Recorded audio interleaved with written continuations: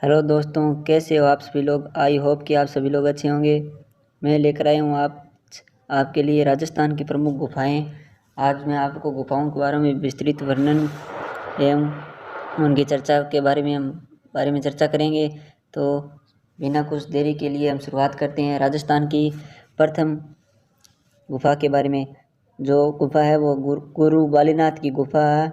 गुरु बालीनाथ की गुफा है वो मसूरिया पहाड़ी जोधपुर में स्थित है। मसूरिया पहाड़ी जोधपुर में गुरु बालीनाथ की गुफा स्थित है। गुरु बालीनाथ थे वो बाबा रामदेव जी के गुरु थे। बाबा रामदेव जी के गुरु बालीनाथ जी थे। प्रारंभिक जीवन जैसलमेर के पोखरण में बीता था।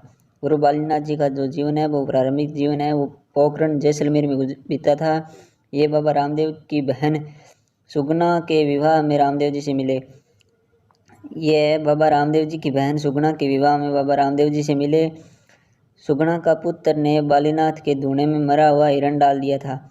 सुगना का पुत्र था वो बहुत ही शरारती बच्चा था। उसने बालीनाथ के धूने में मरा हुआ हिरण डाल दिया था। इसलिए बालीनाथ जी नाराज होकर जोधपुर में जाकर अपने धूने की स्थापना की। जोधपुर में मसूरिया पहाड़ी में जाकर धूने की स्थापना की, वहीं पर रहने लगे। लेकिन रामदेव जी ने बहुत परिवर्तन किया उनको मनाने या राजी करने का, लेकिन वो नहीं माने और वो सूर्या पहाड़ी में ही रहे। अगली हमारी गुफा है वो है संत पिम्पा की गुफा, जो टोडा रायसिंह टोंक गागरोन में स्थित है। गागरोन टोंक में टोडा रायसिंह कोई कस्बा है, वहाँ पर संत पिम्पा की गुफा है। संत पिम्पा का बचपन का नाम प्रताप सिंह था। संत पिम्पा के बचपन का नाम प्रताप सिंह था। इसे पिम्पा बैरागी भी कहा जाता है। गागरोन के सात राजा एवं संत कवि थे। ये गागरोन के सात राजा एवं संत कवि थे। अगली हमारी गुफा है वो है भरतहरि की गुफा, जो पुष्कर अजमेर में स्थित है। भरतहरि थे वो संस्कृत कवि थे और गोरखनाथ के शिष्य थे। ये उज्जैन में उनका शासन रहा था, लेकिन बाद में इनकी पत्नी पिंगला ने धोखा दिया और ये पिंगला से बहुत प्यार करते थे, लेकिन पिंगला ने इन्हें धोखा दे दिया। इसलिए ये वहाँ से चलकर गुरु गोरखनाथ के शिष्य बन गए और पुष्कर अजमेर में आकर अपनी गुफा में, वहाँ पर एक गुफा थी, वहाँ पर कवि बन गए। संस्कृत कवि थे। संस्कृत में इन्होंने बहुत रचनाएं की और गोरखनाथ के शिष्य बने। इसलिए पुष्कर की गुफा है उसे भरतहरि की गुफा कहा जाता है। अगली हमारी गुफा है वो है हाथी गुफा या चंपा गुफा, जो माउंट आबू सिरोही में स्थित है। यह गुफा इसलिए प्रसिद्ध है क्योंकि 1891 में विवेकानंद ने यहाँ पर आराधना करी थी।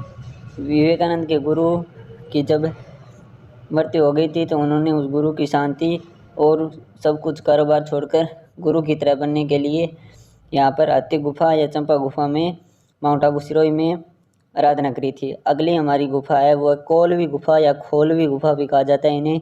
यह झालावाड़ में स्थित है। यह बहुत ही इम्पोर्टेंट गुफा है क्योंकि इसे राजस्थान का अलोरा भी कहा जाता है। यहाँ पर यह गौतम बुद्ध की गुफा है क्योंकि गौतम बुद्ध यहाँ पर रहते थे, यहाँ पर आराधना करते थे, इसलिए इसे गौतम बुद्ध की गुफा भी कहा जाता है। और राजस्थान का एलोरा है वो गुफा है वो है कोलवी या खोलवी गुफा, जो झालावाड़ में स्थित है। अगली हमारी गुफा है वो है गुप्तेश्वर महादेव गुफा, जो उदयपुर में स्थित है। गुप्तेश्वर महादेव गुफा है वो उदयपुर में स्थित है। इसे मेवाड़ का अमरनाथ कहा जाता है। मेवाड़ का अमरनाथ दोस्तों इसलिए कहा जाता है क्योंकि इसका जो आंतरिक स्वरूप है वो हिमालय की अमरनाथ गुफा के समान है।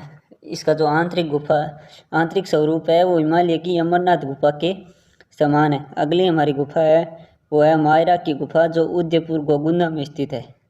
कहाँ पर स्थित है? उदयपुर गोगुंदा में स्थित है। राणा प्रताप का शस्त्रागार कहा जाता है। इस गुफा का दरवाज़ा है वो बाहर से देखने से हमें नहीं पता चलता, अंदर पास में जाने या नज़दीक जाने पर इसका दरवाज़ा पता चलता है। इसलिए महाराणा प्रताप ने इस गुफा को चुना और इस गुफा में महाराणा प्रताप अपने शस्त्र थे वो यहाँ पर रखते थे। अगली हमारी गुफा है वो है रणमुक्तेश्वर महादेव व प्रताप की गुफा। रणमुक्तेश्वर महादेव व प्रताप की गुफा। रणमुक्तेश्वर मंदिर के पास ये गुफा है, वहाँ पर इसलिए इसे रणमुक्तेश्वर गुफा कहा जाता है। और प्रताप की गुफा इसलिए कहा जाता है क्योंकि प्रताप इस गुफा में कुछ दिनों के लिए रहे थे। जब बल्दी घाटी युद्ध हुआ था उससे पहले यहाँ पर उन्होंने यह रहे थे, इसलिए इसे प्रताप की आग गुफा कहा जाता है। और यह हल्दी घाटी रास्ते पे आती है, इसलिए इसे हल्दी घाटी नज़दीक है तो हल्दी घाटी की गुफा कहा जाता है। तो दोस्तों वीडियो अच्छा लगे तो शेयर करना, लाइक करना, कमेंट करना और चैनल को सब्सक्राइब ज़रूर करना। धन्यवाद।